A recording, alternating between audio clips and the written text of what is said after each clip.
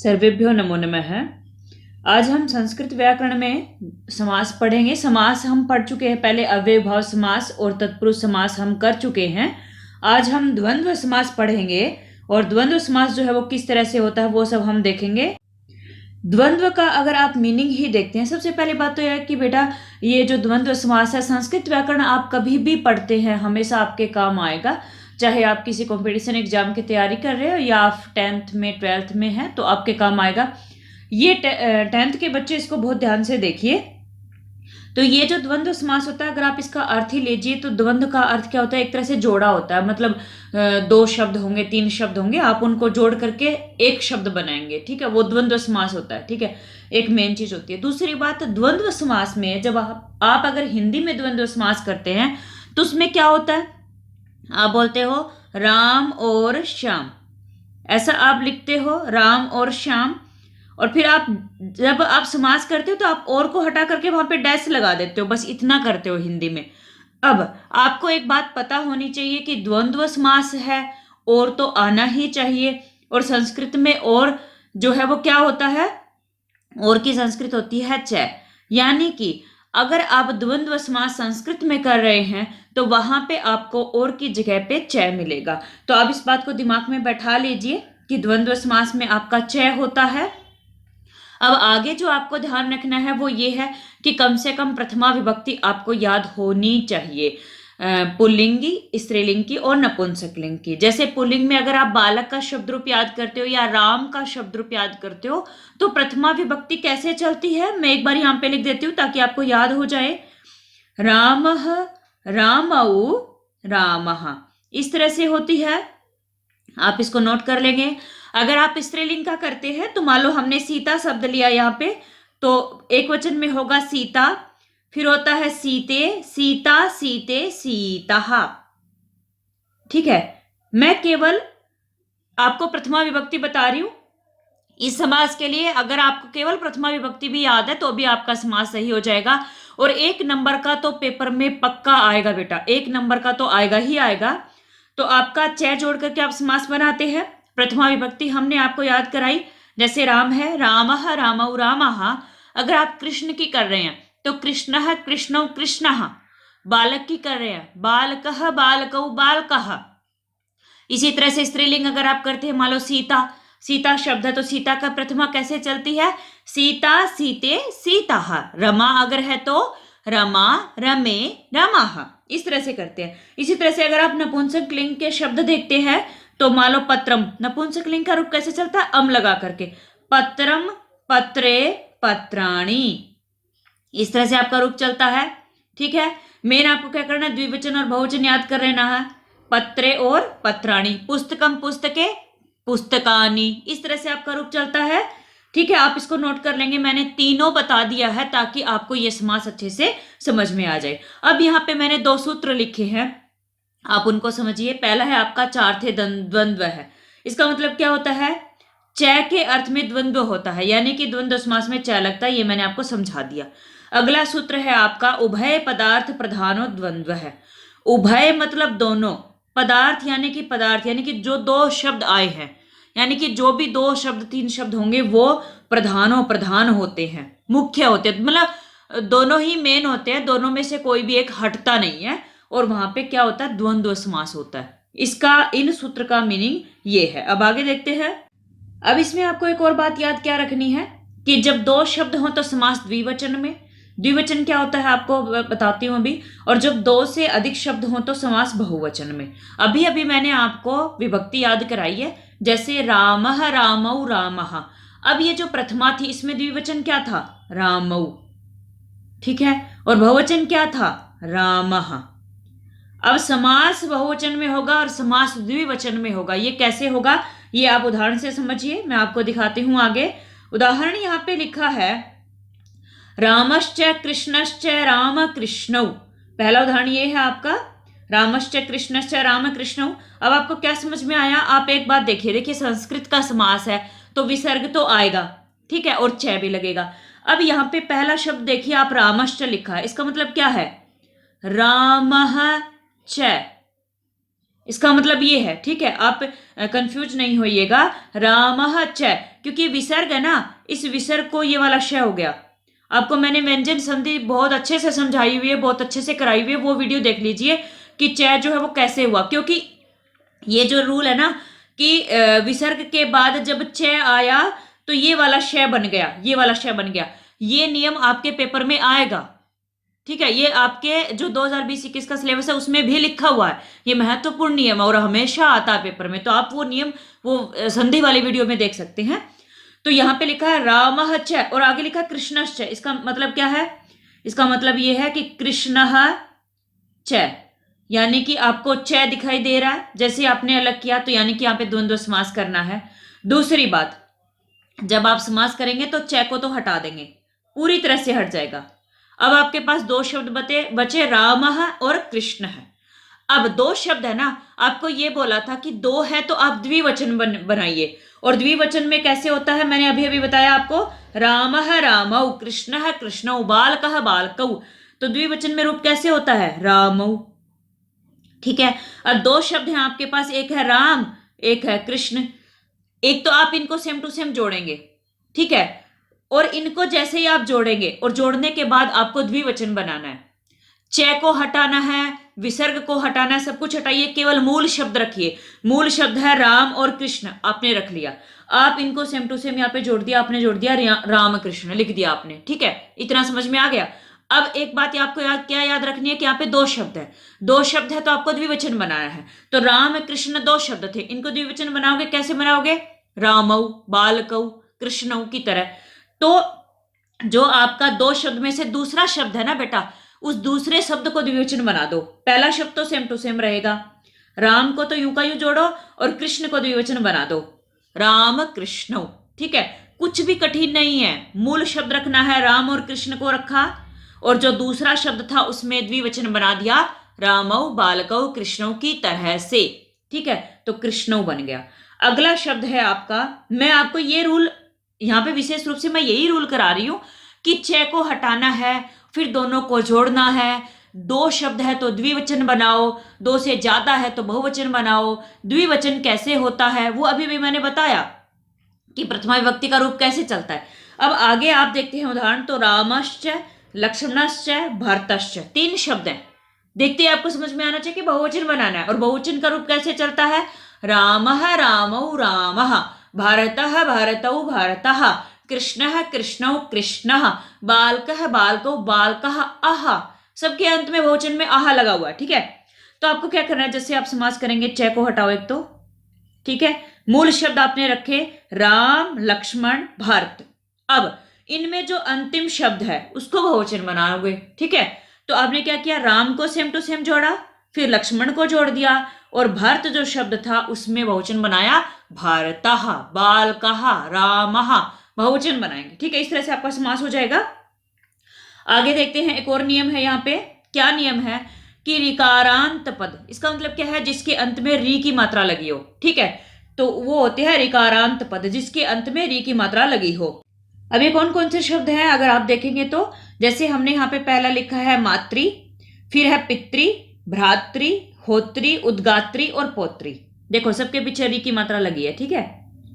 तो मातृ का अर्थ क्या होता है? माता। पितृ का अर्थ पिता संस्कृत में। भ्रातृ का मतलब होता है भाई। होत्री मतलब होता जो हवन करता है। उद्गात्री मतलब उद्गाता यानी कि जो हवन में मंत्र उच्चारण करता है। और पौत्री मतलब पोता, ठीक है। ये शब्द होते हैं आपके। शब्द रूप कैसे चलता है? शब्द रूप जैसे पहला शब्द आपका मातृ, ठीक है, मातृ का शब्द रूप कैसे चलता है? माता मातारौ मातरः, माता मातारौ मातरः। पितृ का कैसे चलेगा? पिता पितरौ पितरः। भ्रातृ का भ्राता भ्रातरौ भ्रातरः। होत्री का होता होतरौ होतारः। उद्गात्री का सेम वही नियम चलता है, पोत्री पोता पोतरौ पोतारः, ठीक है। इस तरह से आपके रूप चलते हैं, ठीक है। माता मातारौ मातारः, पिता पितरौ पितरः, इस तरह से आपके रूप चलते हैं। आप ये नोट करेंगे एक बात तो। अब दूसरे, अब इसमें नियम क्या है वो आप दिमाग में बैठाइए। ये कहता है कि जब आपके पास इस तरह के शब्द हो समास करने के लिए, तो आप क्या करेंगे? प्रथमा विभक्ति होगी पहली बात तो, ठीक है, एक वचन होगा, प्रथमा विभक्ति होगी सारे शब्दों में, ठीक है। जैसे मातृ का अगर हमने लिया और पितृ का हमने यहाँ पे उदाहरण लिया है, माता च पिता च, इस उदाहरण को ध्यान से समझिए। तो ये क्या होगा, च तो आपको हटाना ही है, ये आप नोट करेंगे। फिर माता और पिता बचे और दो शब्द है, दो शब्द देखते ही आपको द्विवचन बनाना है, ठीक है, ये आपको नियम पहले करा दिया। तो पिता का द्विवचन होता पितरौ, ये अभी अभी मैंने आपको बताया, ठीक है। पिता का द्विवचन क्या होगा, पितरौ। माता को सेम टू सेम जोड़ोगे और पितरौ जोड़ दोगे। अब नियम क्या था, नियम ये था कि जैसे हमने समास किया था ना राम और कृष्ण का, तो मैंने क्या बोला था, मूल शब्द जोड़ दो और ये जो अंतिम शब्द है ना इसको द्विवचन बना दो। अब वही बात आ गई ना कि जो माता शब्द है, माता शब्द का मूल शब्द तो क्या है, मातृ है। तो यहां पे पिता का तो द्विवचन ठीक है कि आपने पितरौ बनाया, तो माता का यहाँ पे मातृ होना चाहिए। ये बात, ये सवाल यहाँ पे उठता है, लेकिन ऐसा नहीं होगा, क्योंकि जो ये पे यहाँ पे मातृ शब्द होता है ना, जो रिकारांत जिसके नीचे री लगाए उसको आ हो जाता है, ठीक है, अकारांत हो जाएगा वो, यानी कि मातृ की जगह पे माता आ जाएगा, ठीक है। तो आपका समास बनेगा माता पितरौ, ठीक है। अगला जैसे उदाहरण दोबारा से समझाती हूँ, होता च पोता च, च को तो हटा दो, सबसे मेन बात यही है। आपका बचा होता पोता। अब पोता का क्या बनाना है, आपको द्विवचन बनाना है, दूसरा शब्द का द्विवचन बनाना, बना दिया, ठीक है। अब पहला शब्द बचा होता, होता का मूल शब्द क्या है, होत्री। ये जो री है ना, इसको आ की मात्रा आपको बना देना है, आपको बनाना है होता, ठीक है। वैसे तो देखिए, अगर आप ये रूल दिमाग में ना भी बैठाएंगे और आपसे केवल सीधा समास कराता है, ऑप्शन छांटने को बोलता है, तो आपको दिक्कत होनी ही नहीं है, क्योंकि कुछ नहीं करना, बस च हटाओ और दूसरे शब्द में द्विवचन बनाओ, बस ये समास हो गया, क्योंकि होता सेम टू सेम रह रहा है यहाँ पे, तो कोई दिक्कत नहीं। लेकिन अगर आपको बोल दे कि पेपर में लिखो, तब आपको दिक्कत हो जाती है, तब आपको ये लगेगा कि होता जो था, होता का मूल शब्द तो था होत्री, तो मूल शब्द लिखना है तो होत्री क्यों नहीं लिखा, क्योंकि यहाँ पे नियम है, जो त्रि था उसको ता हो गया, ठीक है। अगला शब्द आपका होता च पोता च उद्गाता च को हटाइए, आप जोड़िए। अब यहाँ पे तीन शब्द देखिए, दो शब्द तक तो कोई दिक्कत ही नहीं है, अब तीन शब्द आते ही सेम वही दिक्कत शुरू हो जाएगी, जो मैं बार बार कह रही हूं कि जो अंतिम शब्द है उससे पहले वाले शब्द में री को आ की मात्रा आप बना दो। अब ये नियम यहाँ पे जो है ना वो समझ में आएगा। यहाँ पे तीन शब्द है, होता च पोता च उद्गाता च। अब आप इनको जोड़िए, पहले तो च हटा दो, हटा दिया। अब आपने क्या करना है, उद्गाता अंतिम शब्द है और ये तीन शब्द हैं, इसलिए बहुवचन बनेगा, तो उद्गाता का बहुवचन बन गया उद्गातार है, आपको दिख रहा होगा। फिर पोता शब्द, पोता को यूं का यूं लिखेंगे हम, ठीक है। फिर है होता शब्द। अब यहां पे आप समझिए कि जो आपके दो शब्द थे ना, जैसे माता च पिता च, दो शब्द थे तो अंतिम में विभक्ति लगाई थी और ये वाले को सेम टू सेम लिखा, लेकिन अब क्या हुआ, अब तीन शब्द आ गए। अब जब तीन शब्द आए ना, तो अंतिम जो उद्गाता है उसमें विभक्ति लगाओ, पोता को सेम टू सेम लिखो और होता को होता नहीं लिख सकते। अब आप जैसे यहाँ पे लिखा होता पोता रहो, अब नहीं लिख सकते, अब आपको होता की जगह पे होत्री लिखना पड़ेगा। अगर केवल दो शब्द होते ना, तो आप पहले वाले शब्द में री की जगह पे आ की मात्रा लगा देते, लेकिन यहाँ पे तीन शब्द आ गए। अब क्या करेंगे, अंतिम में विभक्ति लगाओ, दूसरे में री का आ लगाओ और पहले वाले को जैसा होता है सेम टू सेम वैसा लिखो। जैसे अगर मातृ है तो मातृ, पितृ, भ्रातृ, होत्री, उद्गात्री, सेम टू सेम री लगा करके लिखो, अगर तीन शब्द आ गए। इसीलिए यहाँ पे क्या हुआ, होता की जगह पे लिख दिया होत्री, ठीक है। अब पोता शब्द लिखो, पोता तो यूं का यूं रहा यहाँ पे। अगला शब्द है आपका उद्गाता, उद्गाता में क्या लिखेंगे, विभक्ति लगाएंगे तो आपका बनेगा उद्गातार है, ठीक है, बन गया होत्री पोता उद्गातार है। ये समझ में आ गया होगा मुझे लगता है। अब यहां पे आपको दिख रहा होगा तय पे ओ की मात्रा, ये कैसे बन गई आपको फिर से समझाती हूं मैं। होता की जगह पे होत्री लिखना पड़ेगा क्योंकि तीन शब्द आ गए, तो मूल लिखिए, लिख दिया। उद्गाता में जो अंतिम शब्द होता है उसमें विभक्ति लगानी होती है, तीन है इसलिए बहुवचन बना दिया। अब आपको मेन चीज क्या जोड़नी है, पोता और उद्गातार है। अब आपको तय पे ओ की मात्रा दिख रही है, ये कैसे बन गई, ये थे ना आपके शब्द उद्गातार है, अब यहाँ पे जो तय पे आ की मात्रा है और उद्गाता रे में ऊ है, आ प्लस ऊ मिला करके आपका बन जाएगा ओ। इसलिए होत्री पोतो, इसलिए पोतो में ओ की मात्रा लगी है। पोता का आ और उद्गाता का ऊ दोनों मिलकर के ओ बन गए। गुण संधि यहां पे हो रही है। आप संधि की वीडियो देख लीजिए, आपको बहुत अच्छे से समझ में आ जाएगी। ठीक है, आगे हम देख लेते हैं अगला नियम क्या है। ये कहता है, अभी तक तो हमने वचन देखा कि 2 है तो द्विवचन में बनाओ, 3 है तो बहुवचन में बना दो। ठीक है, नॉर्मल है, कोई बात नहीं। राम है, रामऊ, रामः, हमने एक विभक्ति याद करी, हमें समझ में आ गया। मातृ पितृ होत्री सब एक जैसे थे, माता माता रऊ माता रह, ये आपका रूप चल गया। अब यहाँ पे एक नियम और है, इसको दिमाग में बैठाइए कि समास में जो लिंग होता है वो अंतिम पद का लगता है। ठीक है, 2 शब्द है अगर, तो अंतिम जो होगा ना, 2 शब्द में से आखिरी वाला जो होगा वो किस लिंग में है उसके अनुसार बनेगा। जैसे आपका उदाहरण है यहाँ पे, रामश्च सीताच। ठीक है, च को हटाओ, पहले तो समास करते टाइम कर दिया हमने, हमारे पास बचा राम सीता। ठीक है, अब आपको ये बोला था कि राम और सीता जब बचा 2 शब्द है तो आप द्विवचन बनाओ। अब सीता जो है स्त्रीलिंग है, अब सीता जो अंतिम शब्द है ना स्त्रीलिंग है, उसके अनुसार रूप चलेगा।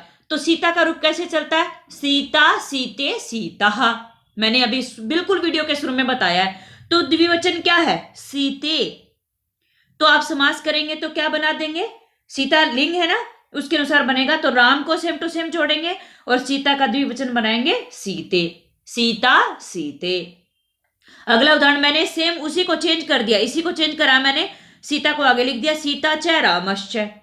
सबसे पहले च को हटाया, सीता और राम बच गए। अब जो राम है, अंतिम शब्द राम है, वो है पुल्लिंग। अब पुल्लिंग का रूप कैसे चलता है, रामः रामऊ, 2 है तो द्विवचन बनाएंगे। सीता को सेम टू सेम लिखा और राम का द्विवचन क्या होता है, रामऊ, सीता रामऊ। तो पहले वाला कैसे बना, राम सीते, और दूसरा बना सीता रामऊ। जैसे ही हमने शब्दों को आगे पीछे लिखा तो इनका लिंग चेंज होकर के उदाहरण बन गया। चलो आगे उदाहरण देखते हैं। कृष्णश्च अर्जुनश्च, 2 शब्द हैं, च को हटाएंगे, सेम वही नियम आपको यहां पे लगाना है। तो आप यहां पे क्या करेंगे, च को हटा दो, कृष्णश्च अर्जुनश्च में आप क्या करेंगे, कृष्ण और अर्जुन को जोड़ेंगे, अर्जुन दूसरा शब्द है, द्विवचन बनाएंगे, अर्जुनऊ बनेगा। और जब आपके पास कृष्ण और अर्जुन बचे, कृष्ण और अर्जुन बचे, तो आप अर्जुन को तो द्विवचन बना देंगे, अर्जुनऊ बन गया। अब कृष्ण का ण में ए और अर्जुन का ए दोनों जोड़ करके आप बनाएंगे आ। ठीक है, दीर्घ संधि यहां पे हो रही है, ण में ए और अर्जुन का ए दोनों मिलकर के आ बन जाएंगे। तो आपका शब्द बनेगा कृष्णा अर्जुनऊ। अगला शब्द आपका हरिश्च हरश्च, सेम वही, च को हटा दो, यहाँ पे श जो है ना, ये वाला श है, यहाँ पे श तो विसर्ग को हुआ है, तो ये भी हट जाएगा यहाँ पे। तो आपके पास बचा हरि और हर, हरि और हर को जोड़ो और हर को द्विवचन बनाओ, हरि हरो बन गया। अगला है रामः च लक्ष्मणः च। ठीक है, सेम वही तरीका, विसर्ग और च को हटाया, राम और लक्ष्मण बचा, राम को सेम टू सेम जोड़ा और लक्ष्मण को द्विवचन बना दिया, लक्ष्मणऊ। तो समास बन गया राम लक्ष्मणऊ। अगला शब्द आपका सुखम च दुखम च। अब यह नपुंसक लिंग के उदाहरण आ गए। जैसे मैंने आपको बताया था, पत्रम पत्रे पत्राणि, पुस्तकम पुस्तके पुस्तकानि, सुखम सुखे सुखानि, दुखम दुखे दुखानि। ठीक है, अम लगाए ना। तो आप च को हटाओ सबसे पहले, फिर मूल शब्द लिखो, मूल शब्द है सुख और दुख। ठीक है, सुख और दुख दोनों को आपस में आप जोड़ दो, सुख दुख को जोड़ दिया। अब आप क्या करेंगे, द्विवचन बनाएंगे। तो कैसे चल रहा था, पत्रम पत्रे, द्विवचन में क्या था, पत्रे। तो दुख, दूसरा शब्द जो है इसका द्विवचन क्या बनेगा, दुखम दुखे, तो बन गया सुख दुखे। ठीक है, अगला है आपका पुण्य है च पापम च। सेम वही तरीका, च और विसर्ग हटाया, च को हटाया, और जो दूसरा शब्द पाप है उसको आप क्या करेंगे, द्विवचन बनाएंगे। तो आपका बनेगा पापम पापे पापानी। तो पुण्य को सेम टू सेम और पाप का बनेगा पापे, पुण्य पापे। इस तरह से आपका हो गया। अगला उदाहरण है आपका पिता च पुत्रश्च। सेम वही तरीका, च को हटा दो, पिता और पुत्र बच गया। अब पुत्र 2 शब्द हैं, पुत्र का द्विवचन होता है पुत्रौ, पिता को सेम टू सेम जोड़ेंगे